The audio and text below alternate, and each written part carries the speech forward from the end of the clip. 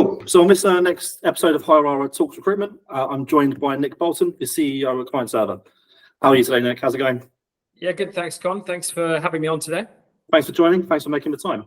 Cool. For the benefit of those that don't know you, do you want to introduce yourself and Client Server? Yeah, sure. As you mentioned, I'm Nick Boulton. I'm CEO of Client Server. We're a specialist IT recruitment consultancy, kind of specializing all main technology verticals, offices globally, covering mainly at the moment UK, Europe, and the US. And actually in our 25th year of business, which is quite scary in itself. Yeah. But yeah, it's been a journey. Cool. And you've had, a bit of an atypical journey as a recruiter. You joined Client Server on their famous grad scheme all those years ago. I did. It was never to be repeated, probably, if they knew what they were going to get at the end of it. But I think it was very early stage lifestyle business. I had a very different background in playing professional cricket and then being a ranger in the Kruger Park, but wanted to do something that, if kind of rewarded you for the effort you put in. Met the two Davids, famously David Kerr, David Cooper, who started the business in '99. Very much focused at that time, actually only doing C++ and embedded engineers for like gaming and on-chip design, but very focused on delivery of really skilled, high-performing, high-end technologists, which essentially is what is sort of the main thread we've carried through with us for the past 25 years. Just branching out now and covering all mainstream technology areas, but a similar kind of ethos, similar kind of service plan that we give for clients, which is get to know them really well, build those relationships early, and then stick with them. And as you know, with a lot of our clients have been clients of ours for most of our 25 years. Cool. So in about 25 years, and what year did you join, sorry? I joined June 2005, so I'm in my 20th year. Your 20th year. So in those 25 years, I mean, how's the landscape changed? What have your next bunch of grads got to look forward to? Well, they won't have to do deals on a fax machine like I did, which is a benefit. Look, I think it's changed a huge amount the way that we take on trainees and grads now. It was very much probably like everyone else, get them on the phone, get them doing deals early, and like fittest shall survive. But I think over the last probably more 10 years, we've tried to hone that a little bit more around upskilling them and supporting them at the start to make sure they have the skills to survive, rather than, I think previously it was kind of done on the back of a fag packet, get them done as quick as possible, get them up to speed. You do X amount of calls, X amount of time, you'll eventually get something to stick. Where I think recruitment itself's changed a lot. So I think that preparing them to succeed in those environments, which is more around, yes, traditional KPI still, but mainly around, what you're providing as a service, as a business. And I think being able to back up your historical data and your reputation in the business with bringing on trainees or graduates or first-time people into the role, and then being able to equip them to deal with clients and go beyond just a transactional service. So, managing the full process, building relationships, and being able to sort of carry those through your career as a recruitment consultant. Cool. And that piece around building relationships, I think that's really interesting. Everyone says get out there and build meaningful relationships, but I don't think it's very rare that you have a sales manager to tell you how to actually go about building those relationships. I mean, what's your approach to that? How have you established relationships with the clients that have kept you guys going for 25 years in some cases? It's a good question. I think one of the biggest things that's changed is getting away from the idea of it's a transactional relationship.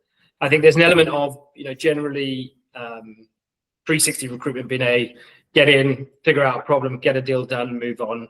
And I know that traditionally probably was the main avenue of recruitment, and it's probably why, in a broader sense, why a lot of recruitment businesses don't have great reputations, or the industry itself doesn't. I think training them to be able to have relationships with clients that probably today start as a candidate, tomorrow become a hiring manager that might have some input, and then 5 years down the line, actually are a CTO, decision maker, investor, founder. And I think with a view on that, like building a relationship with longevity in it. So rather than, just what can you get out of this relationship? What problem can you solve for them immediately that's going to earn you commission or the business money? Is, how do you start the foundation of that first relationship? And I'm a big believer in, giving back or giving something before you ask for it. So whether it's market information, intel, current updates on where recruitment is, helping them with salary survey, whatever it might be, but providing or at least offering advice, information, or value before you then start, I suppose, trying to get something out of the relationship for you. And I think making sure you have as many touch points as well within a business. You start with one individual, but I think quite often you're too constrained by having only one decision maker or one senior person in the business that you speak to. I think the more you have, the better. Yeah, exactly. Yeah. And also, I don't know, the head of infrastructure's view of hiring and where their business is going could be completely different to the head of development. Take lockdown, for instance, everything new product development, new design that was getting canned, but infrastructure was hiring. We needed more infrastructure because more people working at home, more security because more security people working at home. Like it's been able to have a wider objective view of a business. And if you've only got one point of contact, then you struggle with that. But I think the more information you get, the more relationships you have, that again is where you then start to build that out. But I'm a massive, and also I think recruiters are quite fair weather when it comes to hiring. Like they'll dive in, take them for lunch and beers when they're hiring, and then kind of forget them when they're not. But I think you need to put in that extra time, perennially, where you're concept taking people, making sure you can stay in touch. So they're not hiring manager today, but they might be in 3 months, 6 months, a year, whatever it might be.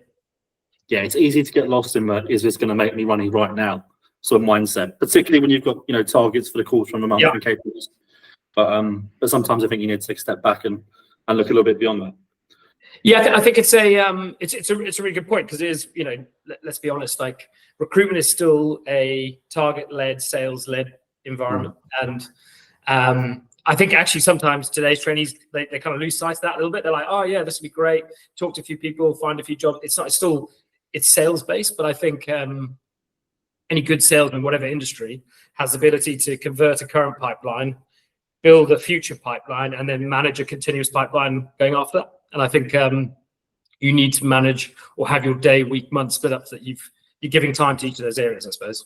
Yeah, getting away from that initial anxiety of this month and looking at a future, because it can be scary.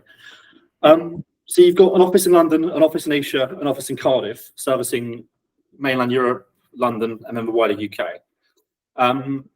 I speak to recruitment businesses all the time, and quite often a challenge they face is that someone on one desk in London will facilitate an introduction or pick up a role for someone on another desk in London. But the second someone from another office asks that same favour, doesn't always get reciprocated as much. Is this something you've faced with the launch of CSR and CS Europe? Or, how are you guys sort of tackling that? It's a great question. It's not just office-wide. If I think back to when we only did the UK and started splitting up, originally I used to run all the dev area, and then over time kind of split those out to different areas and people took it. When those first splits happen, like even in the same office, different tech, but happened with the same client, you'd run up against the same issues. Actually, they get solved quicker generally because one, everyone was in the office 5 days a week, and I know that's can be debated till the cows come home around that, but that would be one. It sort of stops the rumor mill going, or stops a little bit of moaning internally when they're asking other people what they think rather than going to source. And at the end of the day, it's also that kind of people are more concerned about what they might lose today than what they might gain tomorrow. So, having an introduction of a client, are they going to take it from me? Are they going to do a better job than me? There's always that sort of inherent fear. I think the main things with us is, or I suppose what's been highlighted more is with a lot of those clients is making sure you can have a united front with multiple account managers. When I say multiple, usually 2 max, maybe 3, depending on their global reach, but working together and actually long term, it adds to your gravitas. Not, if I'm bringing someone that's a specialist infrastructure recruiter for the Nordics, and I've been dealing with a client that only delivers at the moment with infrastructure in the UK, if I can add that value by bringing someone that has that specialist area knowledge, makes me look great. Makes us look great as a business, but I think it's probably that going over that first hurdle, as you said, people get a little bit wary. They don't really share as much. It's kind of like, what am I going to lose? But that's I think as businesses grow, that's something that they will go through. Like, how do you scale, right? How do you scale something that in theory looks easy on paper because you've got a client that's global, multiple offices, multiple hires, The reality is it's much harder because yes, they can help you with an intro, but the CTO of the Nordics is a completely different person to the CTO who's dealing currently with the UK. So, you know, they can give you an intro, they might not want to use you. So but I think generally there's, you know, we've overcome that pretty well as a business. I think it's making sure that you highlight the successes of those, so it encourages other people, reward people as well off the back of it. But you know, being able to have as many touch points as a business is great for us, and it's led generally by the managers who do a good job at the moment with that. Sure. So we've noticed a bit of a shift in the recruitment industry recently. It feels like some of the bigger agencies that are, should we say, household names, we've all heard of them, we all know who they are, aren't having the best of times. And while no one's having the best of times, they're maybe feeling it slightly worse than the more boutique agencies. Is that something you'd mirror? And what do you think that is? So yeah, in answer to your question, yeah, definitely. We see that happening. I think it's your recruitment's cyclical, guys. So we've been in business 25 years. I've been here for just coming up for 20 years.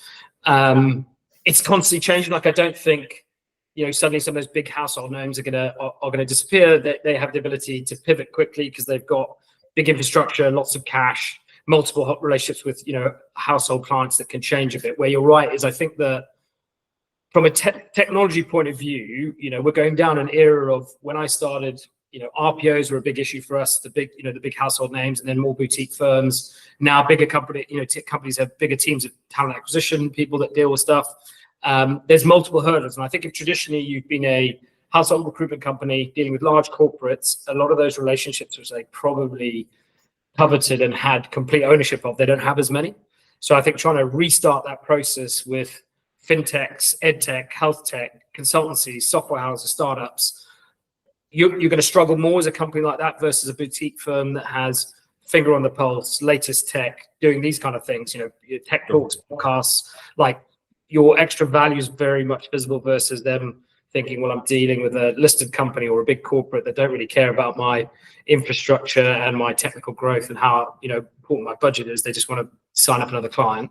So I think you're right. I think they'll, in certain areas, they'll struggle. I don't think they'll go away. It's just something that happens. And I also think, well, I'm hopeful, but you know, technology doesn't stand still. There'll be another mass hiring process where huge companies need massive amount of people, and with all of the will in the world, no matter how many of these you do, that it still comes down to how many people you can hire for them. So, you know, it'll come back round. But to your point around boutique recruitment consultancies, I agree. I think the ones that will flourish and do well over the next 5 years will be the ones that can offer multiple avenues of value, whether it's hiring, support. You know, big thing around redundancies for a lot of our clients. You know, getting in there and helping a big team of engineers around how to rewrite their CVs, how to prepare for interviews. You know, there's businesses out there that charge consultancy services for that, right? So, you know, if you could, as an agency, go in and go, listen, this we can do some advice. We'll help them, you know, with their CVs, with their interviews. Obviously, the upside being we can help them find a new role, but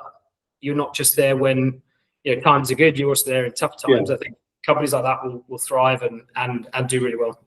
Yeah, on the redundancy piece, it's massive. I mean, I wouldn't have thought many people will know what to look for in a dev CV as much as the consultants you've got on your desk, right? So, absolutely. Yeah, and also, as you know, from coming from a tech background, is like a lot of these people, they've never had to actually look for a job. A lot of it would have been, you know, grad hire somewhere, join X company name, next one manager moves, join X company where manager's gone because he knows me. You know, next one there's multiple people that they've never written a CV, they've never had to do a proper interview. So yeah, you're right. I think if you've got a specific or specialist consultant that gives specific information and feedback to help people with CVs, you know, there's companies, as you know, that do, you know, charge huge amounts just for someone's CV advice. Like, you know, a lot of that kind of stuff that you can offer as extra value. I think businesses like that will very quickly as well. Your name gets around. People remember they suddenly join another company. Their boss asks, you know, do you even know of a good recruitment company? You know, that kind of, I feel like it does swing in roundabouts. That kind of thing. It's almost easier to build those relationships in bad times than in good. Yeah, exactly. A bit like with your first question about relationships, when I said that's kind of what people look for. They don't just want you there when hiring, you know, they're desperate for hiring. They're trying to find people. Every recruiter's telling them like you have to offer now because they've got multiple. You know, they also want it when they're a bit unsure. They're not quite sure what's happening next, and you're able to offer another level of support. It's not the same, but I think it really sticks with them, that kind of thing. Yeah. I mean, even reflecting back to my own time in recruitment, I think, like, if we looked at recruiting during lockdown, people were way more willing to give you the time of day and have a conversation with you than they were at any other time when I've been in any sort of sales role. May not have been able to, like, give you any jobs or anything that was going to lead to a placement anytime soon. But you're right, it's an opportunity to put yourself in the shop window and build those networks. The other thing that sort of came out from some of those numbers around the big firms was the CFO of one of these agencies was saying their consultants are having to work 3 times as hard to fill a role now than they were 18 months ago. Now the market's a bit of a hit. Is that something you'd echo? How are your guys' fill rates looking? So yes and no. I think to an extent, I mean, again, without making too sweepy a statement, I think a lot of that will have to do with back to what we're saying about relationships and the depth of knowledge of their relationship with their current client base. Because if they've got a large house account that's traditionally been managed by someone that possibly has now been moved down the line, and as well as I did, the end of 2020 to start of 23, the most lucrative recruitment times in our history and in most businesses' history, is people probably forgot around a lot of those relationships and didn't build on them and keep them, so that come now when times are tough, that relationship you used to have isn't as strong. They've probably found someone else. They're under pressure as a business as well to probably fill the role themselves, so they're going to give direct responses a little bit more time, direct hiring a little bit more time. And I think only if you've got very good, strong relationships can you then have that conversation of, look, rather than me inundating you with hundreds of CVs for this role, what are you going to focus on? What do you want us to focus on? How do we make those relationships continue to work in a really efficient, responsive way, but without it being just spraying CVs? So I think what you'll find is that it's really getting to grips with your clients and knowing what's happening. And if I'm honest, also, we've lost previously a lot of they've lost that face time, that touch time when you're sitting with someone. That they doing this is great, and in my view, it's better than a phone call, but face to face still beats even this, because you'll pick up on nuances of people's body language, how they say stuff to you, and that the conversation just evolves a bit more, and you'll suddenly get a tiny little bit of information that might have been lost on a Teams call or a Google Meet. It's a different piece of information that you can then use to be like, okay, genuinely, what's going on here? What's happening? How can I help you in the situation? It might just come down to, we're not going to hire X amount. We're only hiring Y. Realistically, I don't need your services for this, but your CV flow is giving me more information to make decisions on, helping me push it up the chain to get someone hired. We will use you later. But if you're purely a large business that takes analytics, looks at CV sent, first interview, final interview, offer, it looks ridiculous. You've got long periods of how long it's taking you to fill a role, where I think a lot of those a lot of that will come down to current strong relationships. Yeah, and I do think that face-to-face element's kind of lost a little bit. I started in recruitment like 10 years ago now, and we were targeted at 8 meetings in person a week. Now that wasn't all client, because if you did 8 client meetings a week, you're probably making a king's fortune. But little things like meeting every candidate after their first interview, and you pick up so much. But you almost get more from that awkward chit chat in the queue at Pret to order a coffee than you do from the 20 minutes sat down running through the CV. Yeah, completely. And I think also that for me is a byproduct of lockdown, right? The pre-lockdown, I'm glad we've got flexibility now and work from home, but pre-lockdown we didn't work from home, same as you. It was X amount of meetings a week, depending on your level for candidate, client, whatever it might be.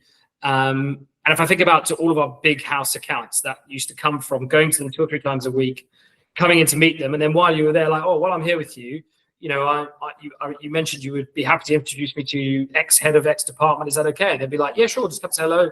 And you suddenly build another relationship, which you can't do that over Teams. And even if someone goes, yeah, I'll introduce you, you kind of know as well as I do, that's probably not going to come to fruition.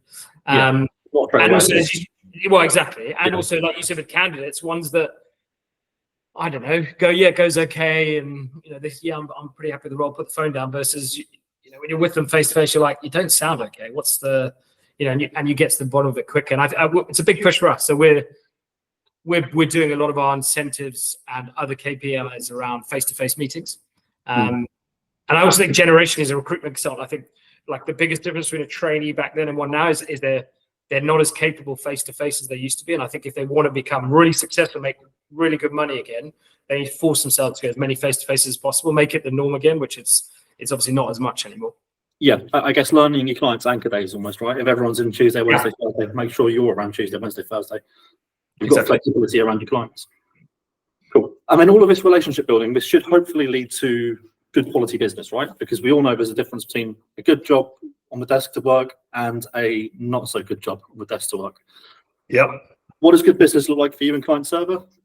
And how do you ensure that that's what you're working? So funny that I'm going to say it first, but it's actually the least important thing. Like everyone will talk about fees, salary. Like for me, it's the least important thing. Anyone can pay you big fees, big cash, and if their process is wrong, the role's wrong, the technology's wrong, the whatever, it's irrelevant. So, what for me, good business, the first thing is like that relationship, two-way communication. Does the client see you as a necessary evil or a good extension to what they're trying to achieve and adding value in their business? Because if you're a necessary evil, you're always going to be fighting uphill battle. I think if it's probably the biggest difference between our US desk that started and here is in the US, they see you as a necessity, like something they want to work with. They're much happy to have a chat.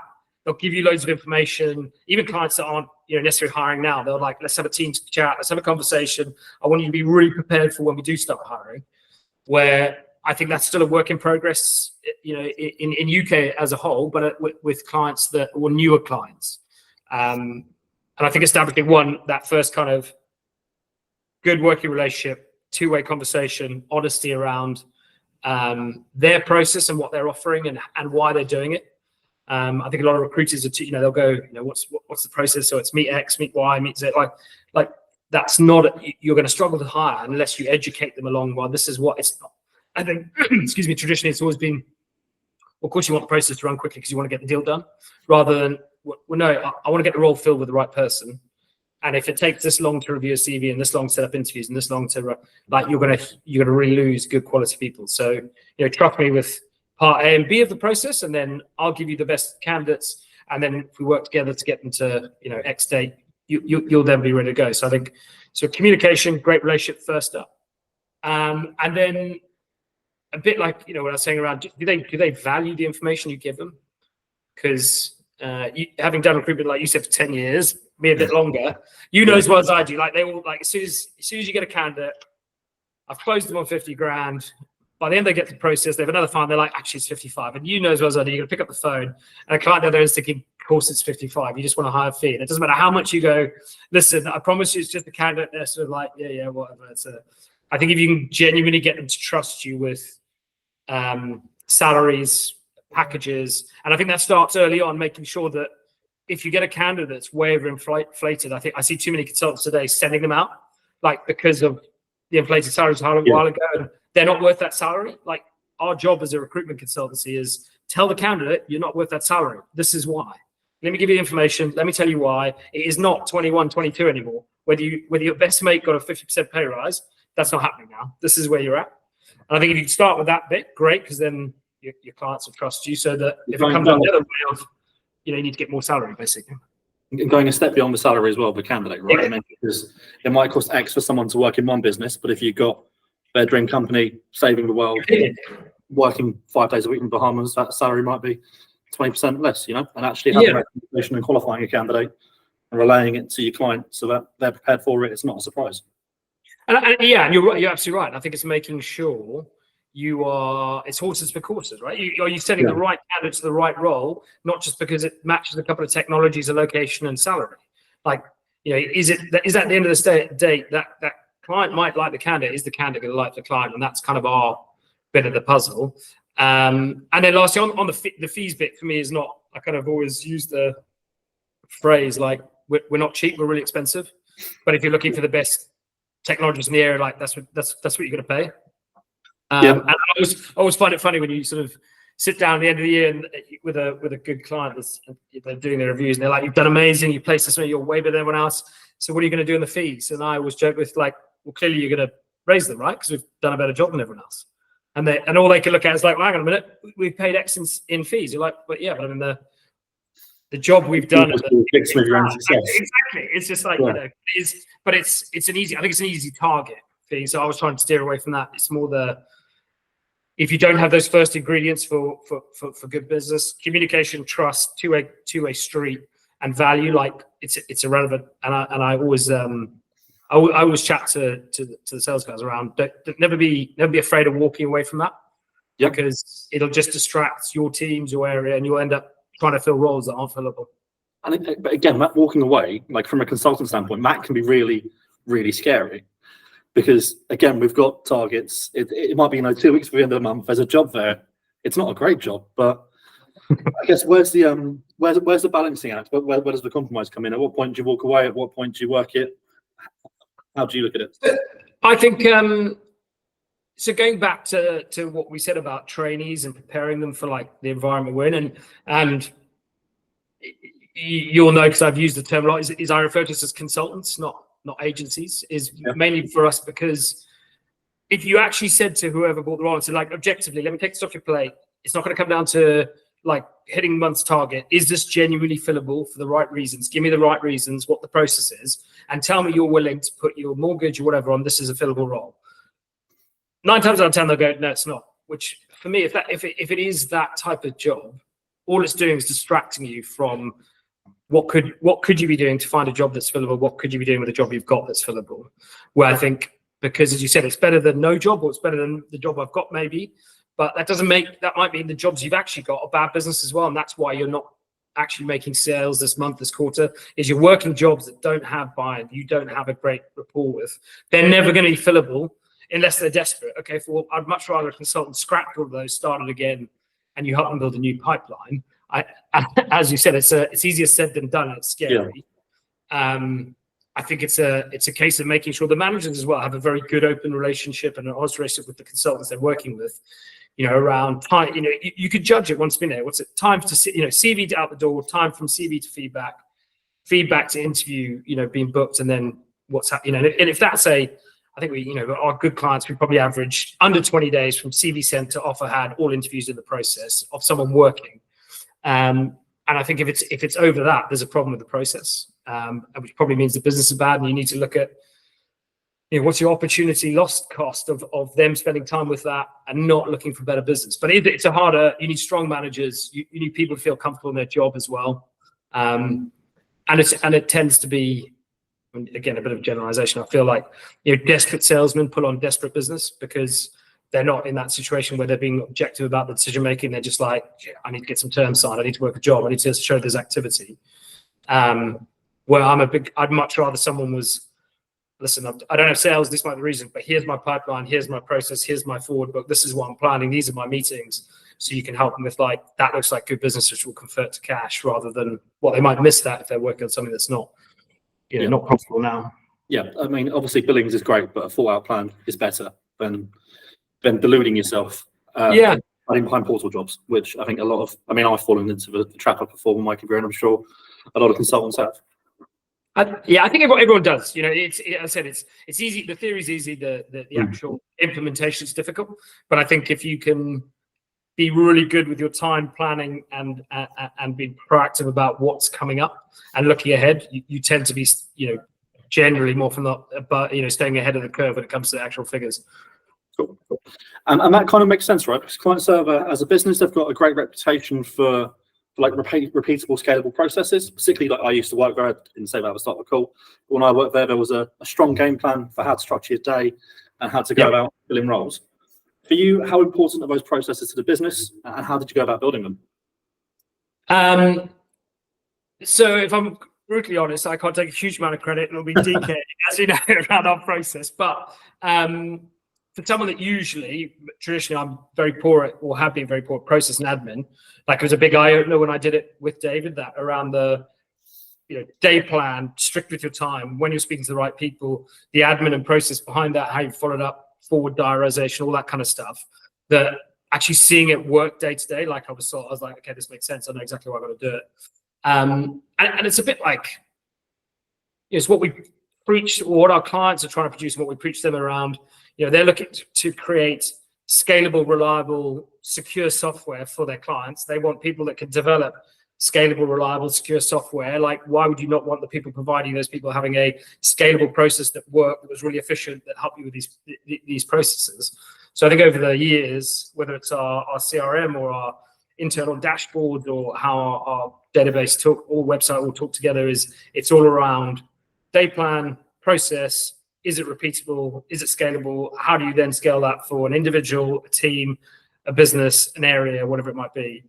And I think it's really important, especially also, I think back to what we're saying about walking away from bad business. It makes you feel secure falling back onto that if you have that process in place, because you know it works. You can see the people that struggle with that are the ones who struggle to walk away from bad business, who don't have a good process in place, that are a little bit more worried about, like, okay, where's my next deal or candidate coming from? And I think if you can sort of get that in early on, which is our big, back to your original question around trainees, is our big thing around trainees: get your process right, get your day plan right, get the people you're speaking to, the process you run with them, and how you're delivering it spot on. The rest kind of will take care of itself. Take confidence in the processes, and it will help you fake it till you make it, right? Because there is well, it's true. It's a Silicon Valley mantra, isn't it?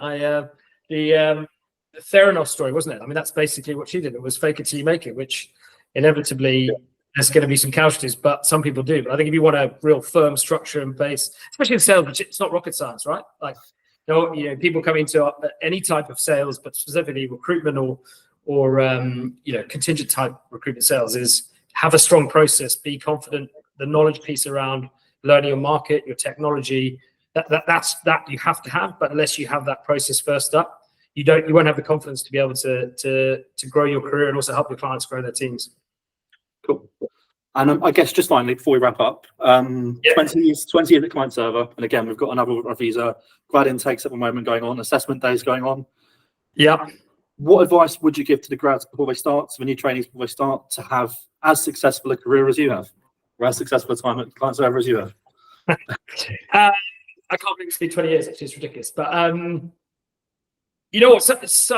I'm not allowed to talk to the trainees anymore, because I think Owen, who is our direct recruitment, is scared I'm going to frighten them away or something. But the recruitment, it's like it is. You joke about the fake it till you make it. It's a confidence game, right? Our entire job is talking to people, talking to clients, building rapport, been able to hold a conversation. There's probably a misconception that you have to be technical. No, you don't. Like, let's be honest, our clients and our candidates are way techier than we'll ever be. They speak to technologists every day. They don't really want another technical conversation with a recruiter that knows how to spell Java but doesn't know what it's used for. But being able to add value around market information, intel, salaries, where it's going, that's great. And then the next bit is, do you have the confidence to build a bit of rapport? Like, how's their lives outside of work? It doesn't matter who they are. They've got other interests, other issues going on in their life. Can you build that conversation and that rapport? And I think that's you obviously become more confident and you can learn it, but I think that's an innate thing around, do you do that as a trainee? Are you the person in your peer group that you can chat to whoever's there? You don't just stick to one area or one little clique. I think that's really important. Being confident, being disciplined is massive. As well as I do, this is a roller coaster in terms of a job. And it's really disciplined, because it is. You have highs and lows, and highs are great. The lows, I don't think the lows are worse than the highs. There's just more lows than highs, but that's any sales environment. So I think being able to be kind of level that off and not celebrate the highs too much, and then sort of be stuck down in a sort of trough of depression is really important. So being resilient around that as well. And I think also you've got to be really, really good at being able to self-assess and self-appraise what you're doing. Because I think a lot of people, very easy to criticize market, opportunity. I'm made to come to office. What are it like? What are you doing to be really successful? What are you doing to try and be the best at the job? Are you making the most calls? Are you the first person in the office? If you're thinking about not being in office and you've never done this job, it makes me think, well, you shouldn't be doing a job that requires interacting with people, you to be able to build a career. Yes, you'll get the flexibility as you get more experience, but you should be wanting to be surrounded by successful, good people that you can learn off and get better. So I'd say some of the, you can absorb information, don't take a step back, very disciplined, good comms. Yeah. You'll do well. Yeah, sounds about right. I think on the confidence piece as well, it's really important. Not being bowling over, flash, chat with a lad. But actually, as you said, just being able to have a normal conversation with anyone, it's a rare trait. It's a rare trait. I think you're right. I think it's a very important. It's an overlooked skill that I think you're right. I think people mistake sort of bullishness, laddishness, loudness as confidence. It's not. It's, as you said, if you can go into a room where there's a CTO, a development manager, and a graduate, and you can speak to all three, just having a normal conversation, then you're made for recruitment. You'll nail it. Yeah, cool. Well, look, thank you very much for your time today, Nick. All the best with the grad intake and the hiring. And yeah, cheers. Thanks again. Not at all. Thanks for your time, Conor. Brilliant. Cheers. Thank you. Bye. Cheers.